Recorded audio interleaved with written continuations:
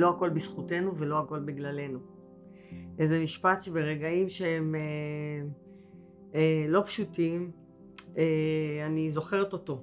הכל בסדר, זה אומר שאת בן אדם, שאתה בן אדם. תחבק את עצמך רגע ותראה מה כן טוב עשית היום. מבחינתי קודם כל זה דבר ראשון לעודד אותו, להגיד לו כל הכבוד, איזה אלוף, ומה שעשית היה מעולה באותו רגע. אז קודם כל להרגיש את זה קודם כל בסדר, שהם מרגישים את המועקה הזאת.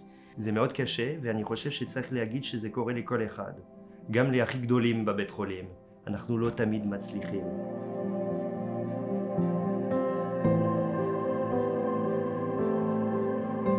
טוב, תמיד הקול הביקורתי השיפוטי הוא הראשון שעולה והדומיננטי. כשזה נוגע אליי באופן אישי, התחושות הן אחרות.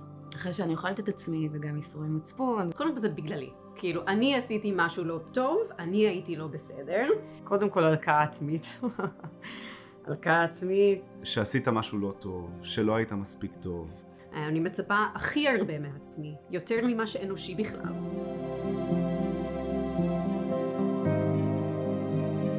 כמובן שיש הבדל. אני כל כך בן אדם, כאילו, אני סלחנית, אני חומלת, אני כל בסדר, אמפתיה, אני תמיד יכולה להבין את הצד אחר, אבל לעצמי, וואי, לא, אני יכולה להיות, אין, כאילו, השיפוטיות הכי קשה היא כלפי עצמי. ממה שאני רואה אנשי הצוות, אנחנו קודם כל אלופים בלהלקות את עצמנו. אני תמיד מנסה להבין את הבן אדם אחר, יותר מאשר שאני מנסה להבין את עצמי.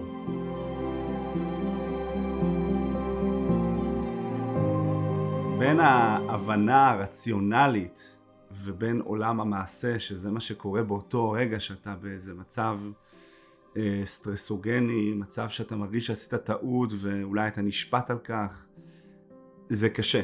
צריך גם להיזהר, את יודעת, בין חמלה עצמית לאגואיזם, נרקסיזם, כאילו להישאר במקום הזה של חמלה עצמית מתוך המקום שאתה רוצה להתמלא, ומתוך זה להיות יותר במקום של לתת בסופו של דבר.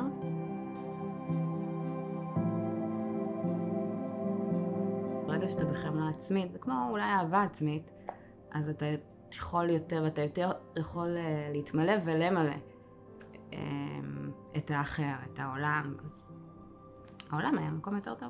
להסתכל על, במבט חומל על האחר, אבל גם על עצמנו. כי אם אנחנו נדע לסלוח לעצמנו ולקבל את מי שאנחנו, נהיה רכים יותר עם עצמנו, נהיה רכים יותר עם אחרים.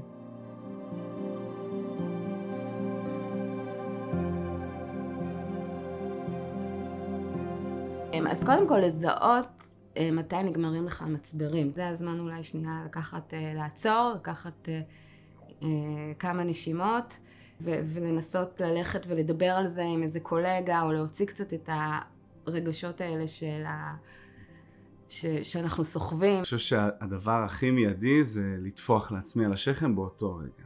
עשיתי את זה מתוך מטרה טובה, לעזור למטופלים, עשיתי את זה מתוך מטרה טובה להצטיין למה שאני עושה, ועשיתי כמיטב יכולתי, ועל זה מגיע לי טפיחה על השכם. לקבל את זה שעשיתי את המיטב גם באותה נקודת זמן. אני לא צריך תמיד להיות הכי טוב, אי אפשר, אין דבר כזה. אז לקחת צד אחורה ולהגיד, בסדר, בעצם אני, כל רופא בכיר במחלקה, אני גם כן. לקחת נשימה ולהגיד, טוב, זה הכי טוב שיכולתי באותו רגע, וגם אם לא, אני בן אדם, ואני עושה טעויות, וזה בסדר. ומזה נצמח.